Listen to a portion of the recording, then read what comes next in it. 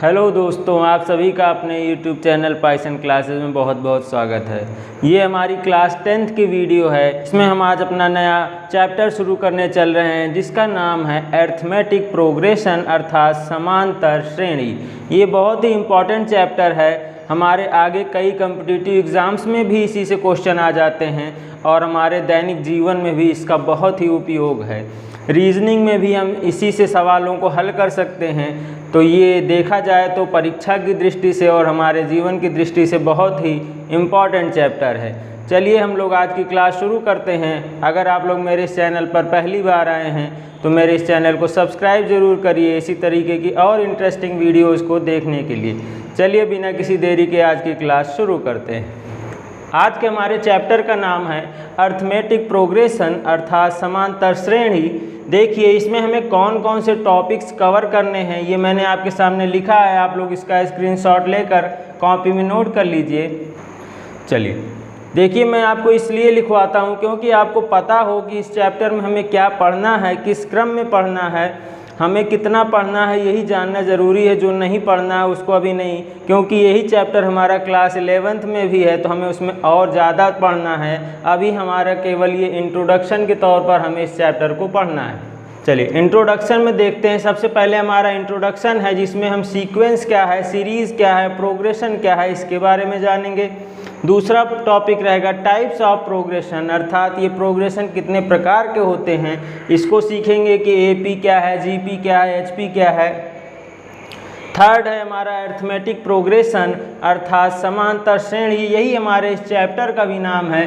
ये दो पॉइंट तो हम इस चैप्टर को समझने के लिए समझेंगे। मेन चैप्टर हमारा यहाँ से शुरू होगा। इसमें हमें ये टॉपिक्स 4 टॉपिक्स कवर करने हैं। पहला है अरिथमेटिक सीरीज़ क्या होती है। दूसरा to find the general term of an AP. आपको समझना है कि किसी दी गई एपी का nth टर्म निकालना है तो कैसे सीखेंगे। तीसरा है to find the nth term from end अर्थात कोई सीरीज़ दी है एपी की, उसके लास्ट से कोई टर्म ज्ञात करना है तो वो भी सीखेंगे। इस पर वर्ड प्रॉब्लम्स को करेंगे। चौथा पॉइंट रहेगा हमारा अरिथमेटिक मीन क्या होता है, समांतर माध्य क्या होता है, इसको समझेंगे। पांचवा पॉइंट हमारा sum of n terms of an AP अर्थात एन टर्म्स हमें एपी में दिए गए हों तो उसका सम निकालना कैसे निकालेंगे ये भी हम सीखेंगे। ये बहुत ही अच्छा चैप्टर है। आपका इंटरेस्ट इसमें बना रहेगा। आप लोग मेरे साथ साथ और भी क्वेश्चंस को ट्राई करते रहिएगा जिससे आपको इसमें इंटरेस्ट आता रहे। चलिए पहला अपना टॉपिक इंट्रोडक्शन शुरू करते हैं। चलिए हमारा पहला टॉपिक है इसमें इंट्रोडक्शन। इंट्रोडक्शन में हमने 3 चीज़ें लिखी थी। पहला था सीक्वेंस, दूसरा था सीरीज़, तीसरा था प्रोग्रेशन। तो सबसे पहले हम सीक्वेंस क्या होता है, अनुक्रम या क्रमबद्धता किसे कहते हैं, इसे हम सीखेंगे। आप लोग इसका स्क्रीनशॉट लेकर नोट कर लीजिए, फिर मेरे साथ इसको समझते चलिए। A systematic arrangement of numbers according to a given rule अर्थात हमें एक दिए गए नियम के अनुसार अगर कोई नंबर्स की श्रृंखला दी गई है तो उसे हम सीक्वेंस कहते हैं।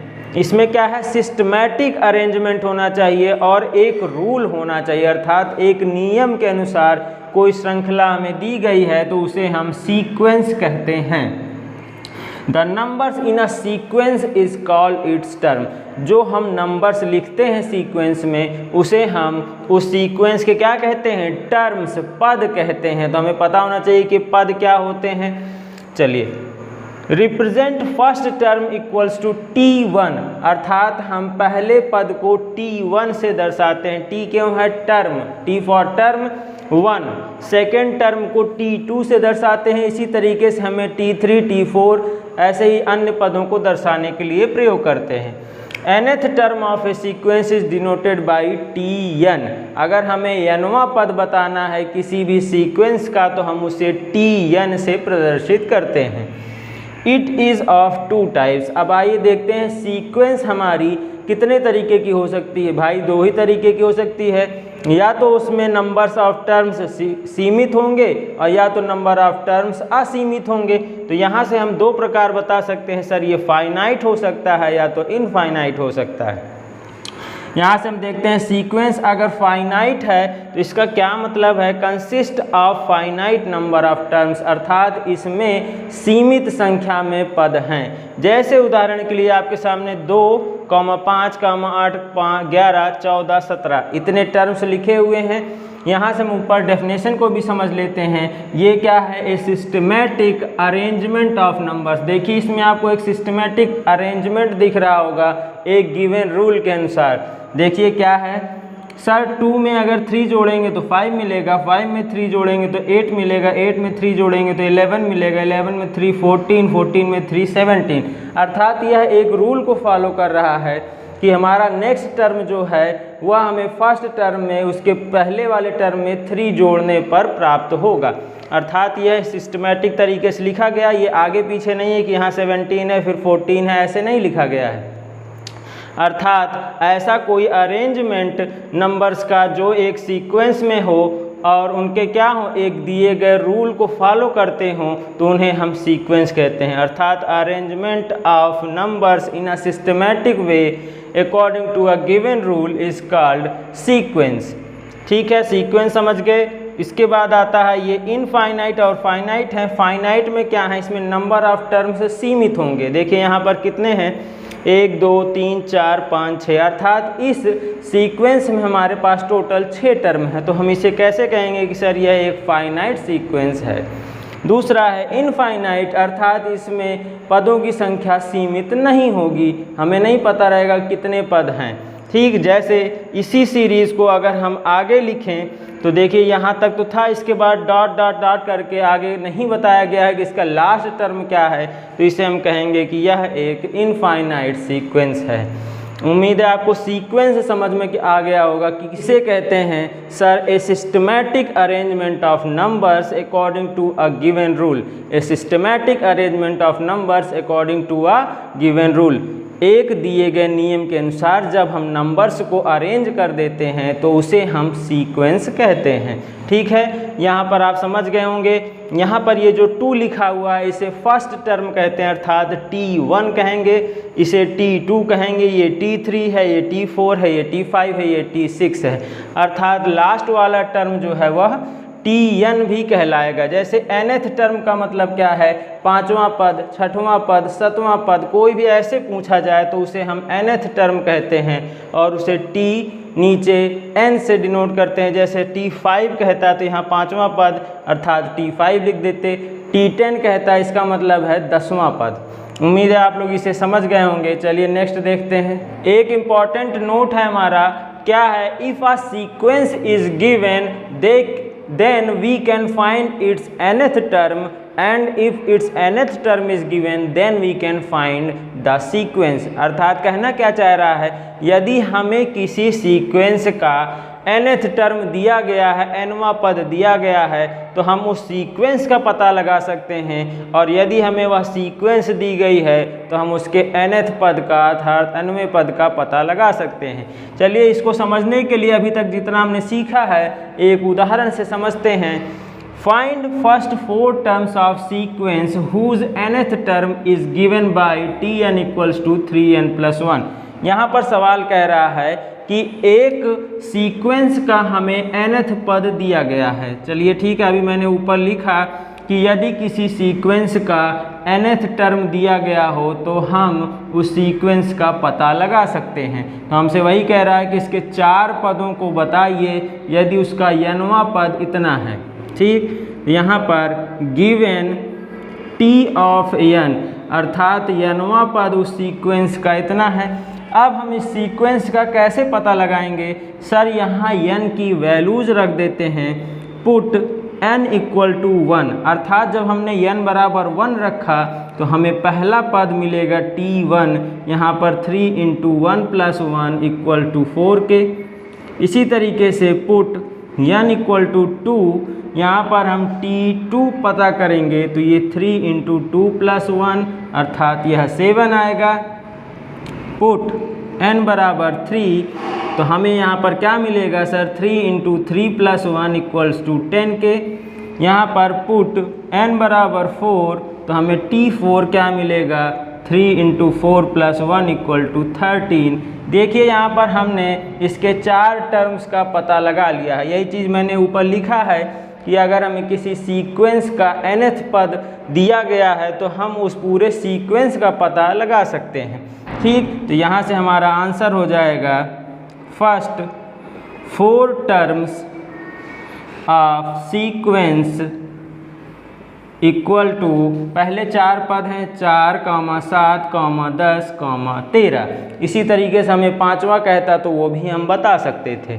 उम्मीद है ये प्रश्न आपको समझ में आ गया होगा। चलिए नेक्स्ट उदाहरण देखते हैं।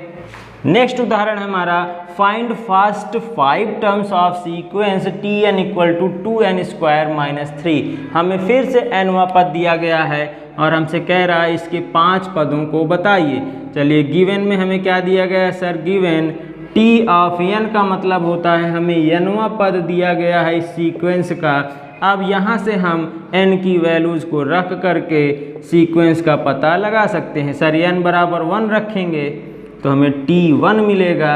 ये हो जाएगा 2 × 1² - 3, अर्थात 2 में से 3 घटाएंगे तो ये आएगा -1 के। पुट n = 2 तो T2 हमें मिलेगा 2 × 2² - 3, तो 2 2 जा 4, 2 जा 8 में से 3 गया, ये आएगा 5। पुट n = 3 तो हमें T3 मिलेगा 2 × 3² - 3, 3 3 जा 9, 2 जा 18 में से 3 गया, ये आएगा 15। पुट n = 4, T4 हमें मिलेगा 2 × 4² - 3, अर्थात 4 4 जा 16, 2 जा 32 में से 3 गया, ये आएगा 29। पुट n = 5, T5 = 2 × 5² - 3, 5 5 जा 25, 2 जा 50 में से 3 गया, ये आएगा 47। देखिए यहाँ से हम चाहे जितने टर्म पूछे निकाल सकते हैं। अब हम अपना आंसर यहाँ से लिख सकते हैं। फर्स्ट 5 टर्म्स इक्वल टू, पहले 5 टर्म है -1, 5, 15, 29, 47। उम्मीद है आप लोग सीक्वेंस क्या होता है इसको समझ गए होंगे। चलिए हम अपना नेक्स्ट टॉपिक देखते हैं जिसका नाम है सीरीज। श्रृंखला किसे कहते हैं?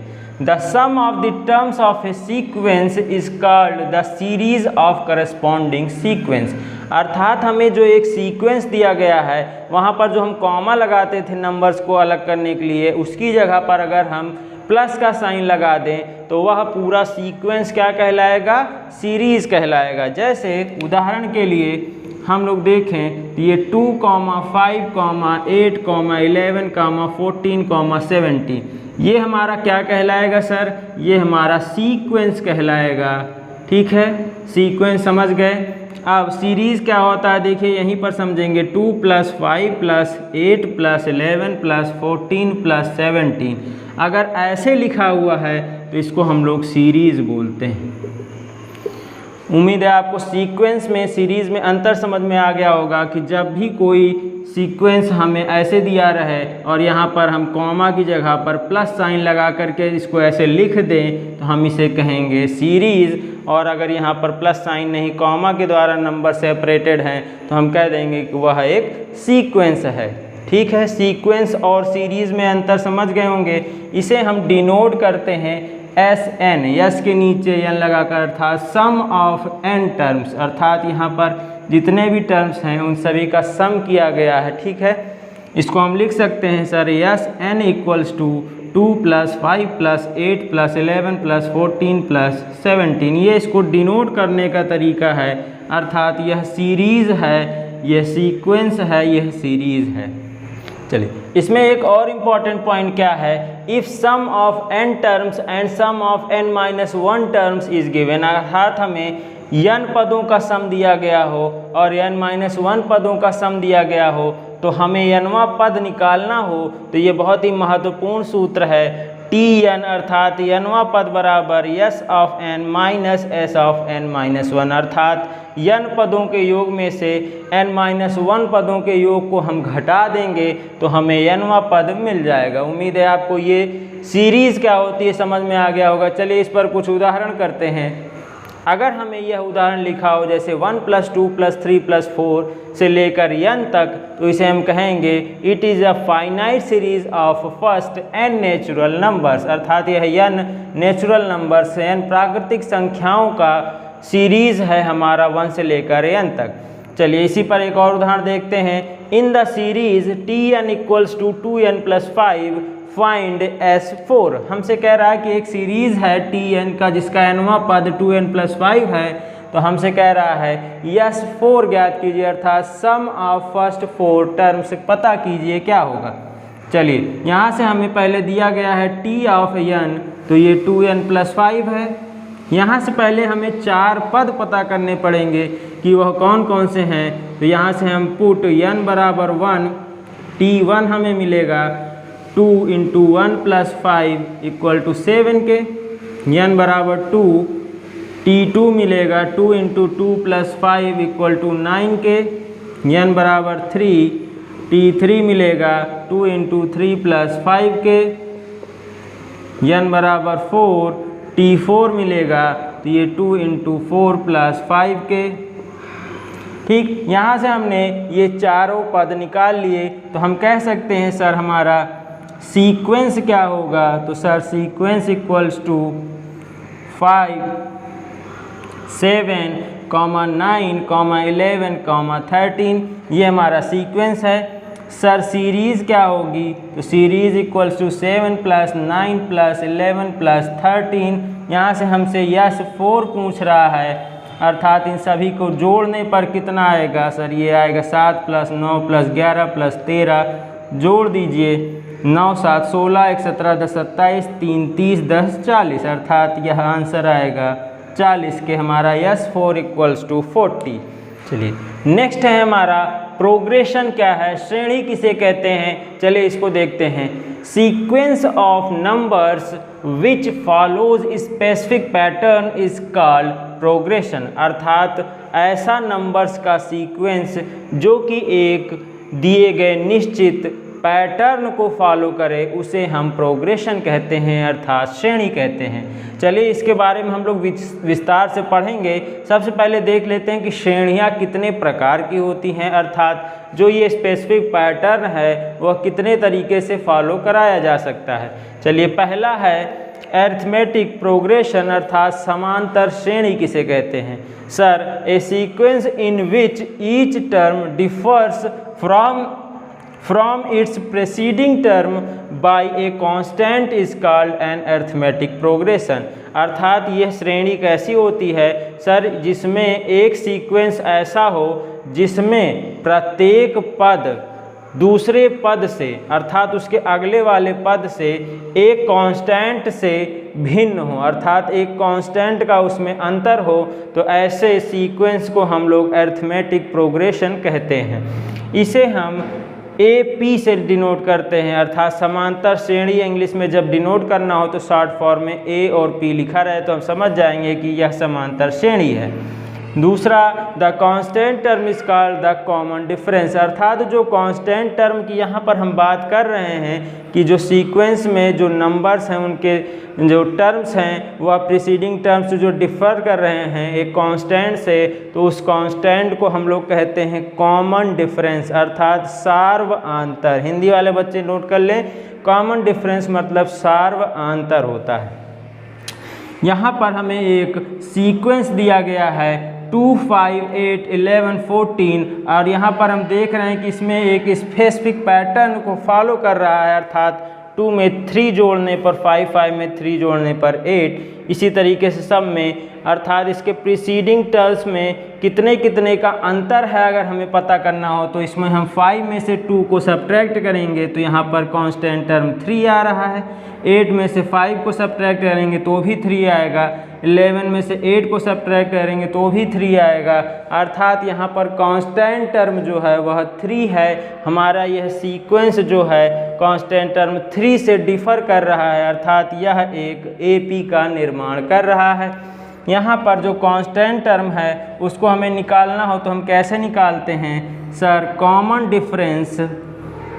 कॉमन डिफरेंस जो सार्वआंतर हो उसको निकालने के लिए सर T2 अर्थात दूसरे पद में से पहले पद को T2 माइनस T1 कर दीजिए, या T3 में से T2 को घटा दीजिए, या T4 में से T3 को घटा दीजिए, या T5 में से T4 को घटा दीजिए। अर्थात हम किसी भी एक अगले टर्म में से उसके पिछले टर्म को घटा करके हम कॉमन डिफरेंस का पता लगा सकते हैं। यहाँ पर हम कह सकते हैं सर चाहे जिसमें से हम घटाएंगे, यहाँ पर चाहे हम 5 माइनस 2 करें तो वो भी बराबर आएगा 8 माइनस 5 करें, चाहे 11 माइनस 8 करें, चाहे 14 माइनस 11 करें, सभी में से घटाने पर सार्वंतर 3 ही आ रहा है। अर्थात हमारा कॉमन डिफरेंस क्या होगा इस सीक्वेंस का? सर 3 है, अर्थात यह हमारा एक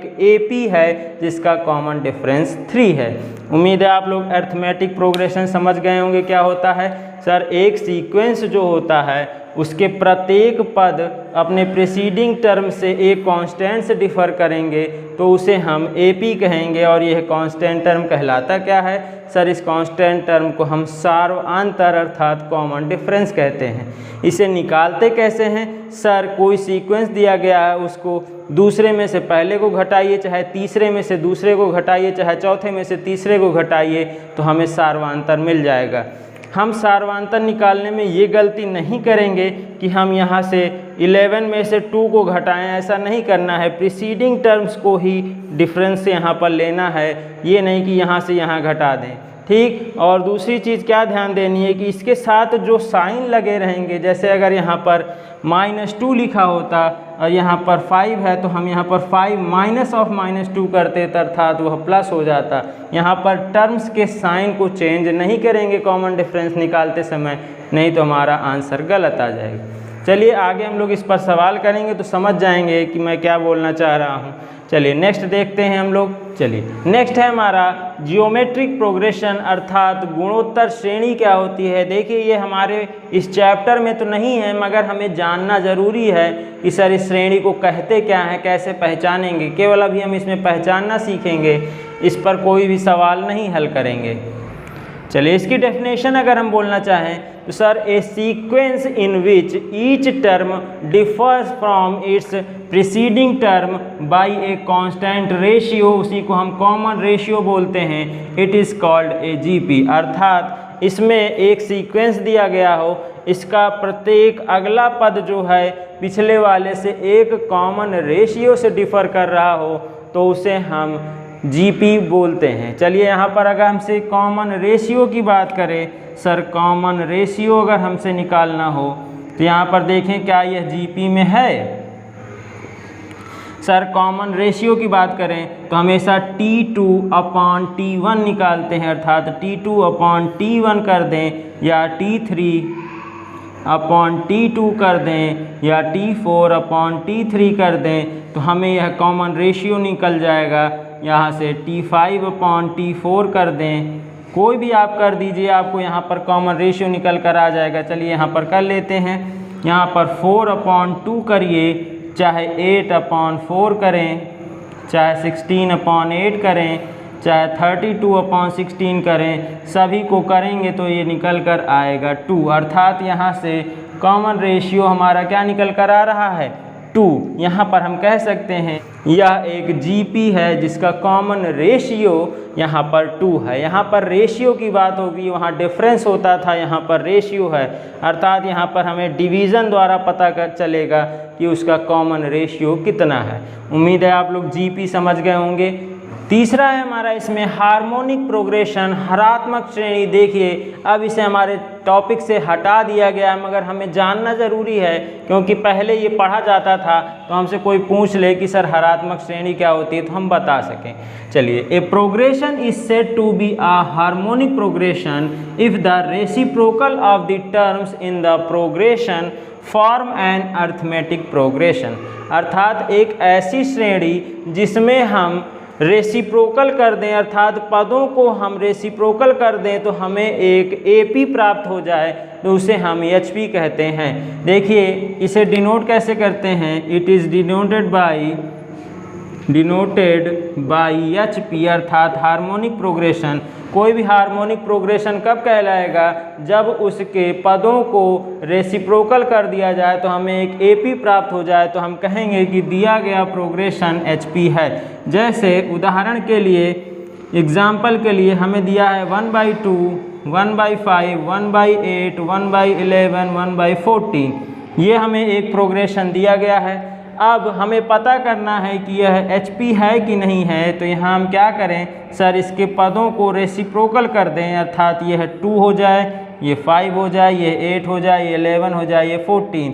अब यहाँ पर हम देखेंगे क्या यह सब पद AP में है, तो सर यहाँ पर देखेंगे कॉमन डिफरेंस इनका कितना है, यहाँ पर कॉमन डिफरेंस 3 है, अर्थात यह एक AP है। तो हम कह सकते हैं सर जो ऊपर दिया गया है वो निश्चित ही एक HP होगा। देखिए यहाँ पर HP का पता लगाने के लिए हमें यह पता करना है कि यह AP है कि नहीं। तो इसके सारे सवाल जितने होते थे वो AP से ही हल होते थे, इसीलिए इसको अब हटा दिया गया है, क्योंकि HP कोई अलग से श्रेणी है नहीं। इसमें सारे पदों का हम रेसिप्रोकल कर दे तो हमें AP मिल जाए, अर्थात कोई भी AP दिया गया हो इसको हम रेसिप्रोकल कर दें तो हमें HP मिल जाएगा। ठीक, उम्मीद है आपको ये हारात्मक श्रेणी भी समझ में आ गई होगी। हमने आज जो टॉपिक डिस्कस किए हैं इसमें सीरीज़ क्या है, सीक्वेंस क्या है और प्रोग्रेशन क्या है, हमने प्रोग्रेशन कितने टाइप के होते हैं ये भी डिस्कस कर लिया है। उम्मीद है आपको ये टॉपिक समझ में आ गया होगा। अभी तक जितना मैंने पढ़ाया है इसको आप लोग ध्यान से पढ़ लें, जिससे आगे आपका ये चैप्टर हो इसका ये बेस है, बिल्कुल आपको कहीं भी आगे फंसेगा नहीं। चलिए यहीं पर हम अपने इस वीडियो को समाप्त करते हैं। हम लोग नेक्स्ट वीडियो में इसके आगे कंटिन्यू करेंगे। अगर आप मेरे इस चैनल पर नए आए हों तो इस चैनल को सब्सक्राइब ज़रूर करिए। इसमें और भी इंटरेस्टिंग वीडियोज़ हम लोग AP पर सीखेंगे। जितने भी टाइप के सवाल हमारे एग्ज़ाम्स में आ सकते हैं हम लोग उस सभी पर डिस्कस करेंगे। मैं आपको बहुत ढेर सारे सवाल लगवाऊँगा। जो भी हमारे कॉम्पिटिटिव एग्ज़ाम वाले हैं वो भी इसको ज़रूर देखें, उसमें से उन्हें कुछ सीखने को ज़रूर मिलेगा। चलिए यहीं पर हमारा ये वीडियो ख़त्म होता है। हम लोग मिलते हैं नेक्स्ट वीडियो में, तब तक के लिए गुड बाय।